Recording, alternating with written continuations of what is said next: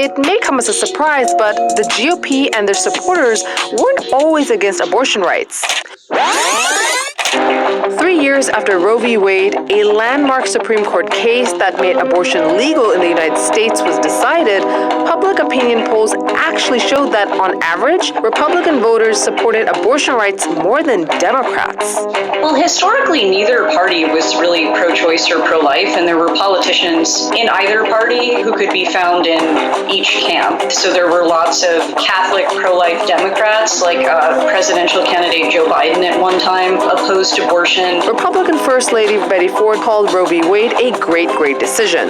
And Republican Vice President Nelson Rockefeller had campaigned for abortion rights in New York. Even the chair of the Republican National Committee was pro-abortion rights. Despite this, in the mid-70s, something started to happen in the GOP. 3 or 4 years after Roe v. Wade was passed, the GOP was definitely moving toward a more anti-abortion position. So the GOP Republican platform in 1976, for example, had some language about supporting the efforts of people who wanted to ban abortion through a constitutional amendment. Abortion really started becoming a core issue for the GOP when this guy got into office. Is an unborn child a human being?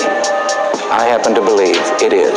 It really changed in 1980. In part, that was because Ronald Reagan was the first candidate to really make abortion a major issue.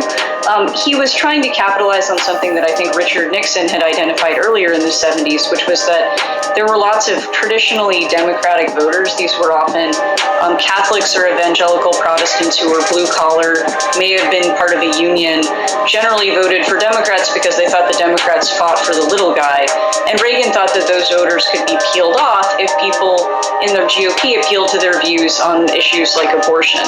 Fortunately for Reagan, his presidency coincided with another movement gaining momentum. This was also significantly the time when the religious right was mobilizing, so you began to see groups like the Moral Majority trying to bring evangelical Protestants into politics in a way that really hadn't been true before. So the GOP thought it would be important to present itself as the GOP put it, as the party of life. The GOP's appeal to social conservatives like conservative Catholics and evangelicals kept growing, and both the party's leadership and base began to change. By 2009, only 12% of self-identifying Republicans supported abortion in all circumstances.